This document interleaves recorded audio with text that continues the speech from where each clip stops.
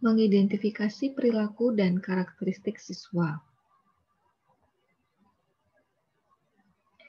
Jadi tiap individu adalah ciptaan Tuhan yang unik ya, atau biasa kita kenal dengan istilah image of God, yang jatuh ke dalam dosa dan membutuhkan penebusan. Jadi setiap individu, setiap orang itu memiliki pribadi yang unik, karena pribadi ciptaan Tuhan ya, tapi serupa dengan gambaran Tuhan. Nah, untuk itu karakteristik dan perilaku awal atau entry behavior itu juga berbeda-beda. Apa saja sih karakteristik dan perilaku awal yang berbeda-beda itu? Itu ada pengetahuan atau segi kognitifnya ya. Kemudian keterampilannya juga bisa berbeda-beda dan sikap awal yang dimiliki sebelumnya ya. Jadi semuanya beda-beda. Ini juga bergantung pada latar belakang dari masing-masing individu siswa. Nah, karena keterampilan sangat heterogen atau berbeda-beda, maka perlu dilakukan pendekatan. Pendekatan yang pertama adalah mahasiswa atau siswa, di sini peserta didik ya, ini perlu menyesuaikan dengan materi yang ada di sekolah atau di perguruan tinggi. Kemudian materi juga menyesuaikan dengan siswa. Jadi materi itu juga perlu menyesuaikan dengan siswa. Kemampuannya pada tahap ini kemampuan yang perlu dipahami apa. Jadi sama-sama saling menyesuaikan di sini ya.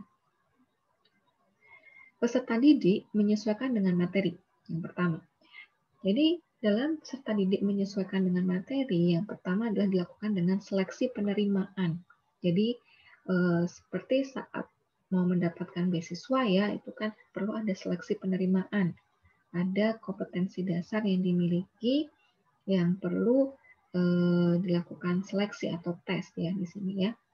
Seperti saat masuk IPA, penjurusan IPA atau IPS itu juga ada seleksi penerimaan, ada standar-standar yang dibutuhkan.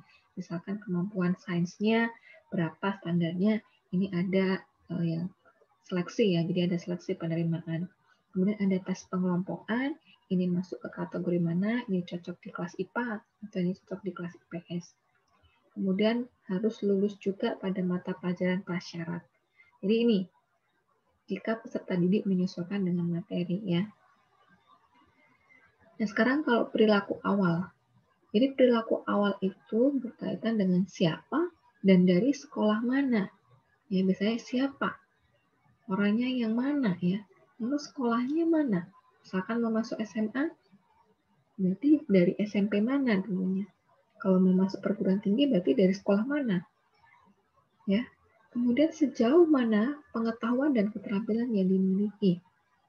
Jadi sejauh mana pengetahuan dan keterampilan yang dimiliki ini bisa diperoleh dari nilai-nilai ujian nasional misalkan ya atau ujian sekolah. Kemudian keterampilan dimiliki apa? Apakah bisa mengoperasikan komputer, misalkan bisa menguasai beberapa software, menggunakan Microsoft Word, Microsoft Office, dan lain sebagainya. Jadi ada perilaku awal juga yang bisa dilihat ya di situ. Populasi dirumuskan secara spesifik ya. Jadi misalkan ya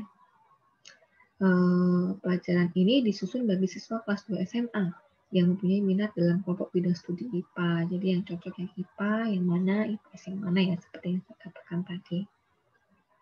Kemudian sumber yang dapat memberikan informasi itu siapa?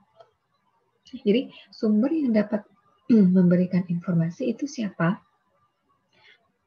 Yang pertama, dari siswa.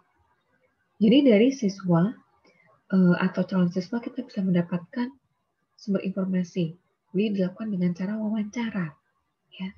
Kemudian orang-orang yang dekat dengan siswa, bisa gurunya, kemudian orang tuanya ya bisa diwawancara. Dan biasanya kalau anak-anak mau masuk TK atau SD itu ada wawancara juga ya untuk beberapa sekolah. Yang ditanyain kan kebanyakan dari orang tuanya. Begitu. Kemudian yang biasa mengajar mata pelajaran tersebut. Misalkan yang mau masuk IPA ya, berarti yang mengajar fisika, misalkan kimia, matematika, akan ditanyai gurunya ya, ini nilainya berapa, anak ini bisa mengikuti atau tidak. Jadi itu adalah orang-orang yang bisa memberikan informasi ya. Kemudian dari karakteristik siswa, Apa yang bisa dilihat di sini? Minatnya. Apakah berminat masuk IPA? Apakah berminat juga masuk IPS? Kemudian hobinya apa? Jadi minat, kemudian hobi, bisa juga gaya belajarnya. Gaya belajarnya apa? Apakah audio, atau visual, atau kinestetik? Nah, ini bisa dilakukan dengan pengetesan ya. Apakah sesuai dengan minat yang dimilikinya. Oke. Kita akan lanjutkan di video selanjutnya ya.